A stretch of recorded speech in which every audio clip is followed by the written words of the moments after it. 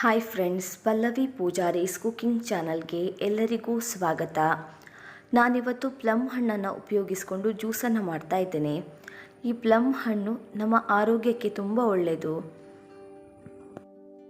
ಉದಾಹರಣೆಗೆ ಉತ್ತಮ ರಕ್ತ ಪರಿಚಲನೆಗೆ ಸಹಾಯವನ್ನು ಮಾಡ್ತದೆ, ಹಾಗೆ ಜೀರ್ಣಕ್ರಿಯೆಗೆ ಇದು ಸಹಾಯವನ್ನು ಮಾಡುತ್ತದೆ.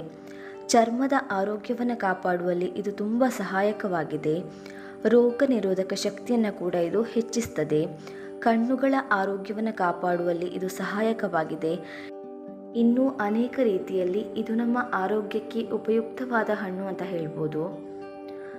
ಈ ಹಣ್ಣು ಸ್ವಲ್ಪ ಹುಳಿ ರುಚಿಯನ್ನು ಹೊಂದಿದೆ, ಹಾಗೆ ತಿನ್ನಲಿಕ್ಕೆ ಸ್ವಲ್ಪ ಹುಳಿಯಾಗಿರ್ತದಷ್ಟೇ.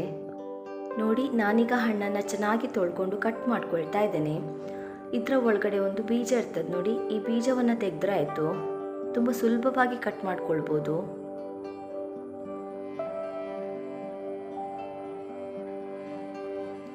ನಾನೀಗ ಹಣ್ಣನ್ನು ಕಟ್ ಮಾಡಿಕೊಂಡು ಮಿಕ್ಸಿ ಜಾರ್ಗೆ ಹಾಕೊಳ್ತಾ ಇದ್ದೇನೆ. ನೋಡಿ, 1 ಕಪ್ಪಷ್ಟು ಹಣ್ಣಿದೆ ನೋಡ್ಬೋದು.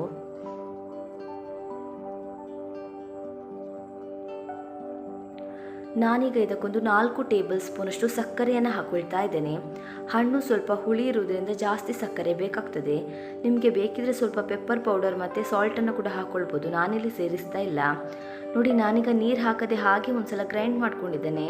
ಗ್ರೈಂಡ್ ಮಾಡಿ ಆದಮೇಲೆ 1 ಲೋಟದಷ್ಟು ನೀರನ್ನು ಹಾಕಿ ಮತ್ತೆ ಇದನ್ನು ಗ್ರೈಂಡ್ ಮಾಡ್ಕೊಂಡಿದ್ದೇನೆ ನೋಡ್ಬೋದು. ನಾನೀಗ ಇದನ್ನು ಚೆನ್ನಾಗಿ ಸೋಸ್ಕೊಳ್ತೇನೆ. ಸಿಪ್ಪೆ ಎಲ್ಲ ಇರೋದ್ರಿಂದ ಚೆನ್ನಾಗಿ ಸೋಸ್ಕೊಳ್ಬೇಕು. ನೋಡಿ, ನಾನೀಗ ಇದನ್ನು ಗ್ಲಾಸಿಗೆ ಸರ್ವ್ ಮಾಡ್ಕೊಳ್ತಾ ಇದ್ದೇನೆ. ನಮ್ಮ ಪ್ಲಮ್ ಹಣ್ಣಿನ ಜ್ಯೂಸ್ ರೆಡಿ ಆಗಿದೆ ನೋಡ್ಬೋದು. ಆರೋಗ್ಯದ ದೃಷ್ಟಿಯಿಂದ ಇದು ತುಂಬ ಒಳ್ಳೆಯದು. ಮಕ್ಕಳಿಗೆಲ್ಲ ಇದನ್ನು ಮಾಡಿಕೊಟ್ರೆ ತುಂಬ ಒಳ್ಳೆಯದು ಆರೋಗ್ಯಕ್ಕೆ. ಮಾಡೋದು ಕೂಡ ತುಂಬ ಸುಲಭ. ಹಾಗೆ ಈ ಹಣ್ಣು ಮಾರ್ಕೆಟಲ್ಲಿ ಎಲ್ಲ ಕಡೆ ಕೂಡ ಸಿಗ್ತದೆ. ಒಮ್ಮೆ ಇದನ್ನು ನೀವು ಕೂಡ ಟ್ರೈ ಮಾಡಿ ನೋಡಿ. ಹಾಗೆ ನಿಮಗೆ ಈ ವಿಡಿಯೋ ಇಷ್ಟ ಆಗಿದ್ದಲ್ಲಿ ಲೈಕ್ ಮಾಡಿ, ಶೇರ್ ಮಾಡಿ, ಕಮೆಂಟ್ ಮಾಡಿ. ಸಬ್ಸ್ಕ್ರೈಬ್ ಮಾಡೋದನ್ನು ಮಾತ್ರ ಮರಿಬೇಡಿ. ಪ್ಲೀಸ್ ಸಪೋರ್ಟ್ ಮಾಡಿ.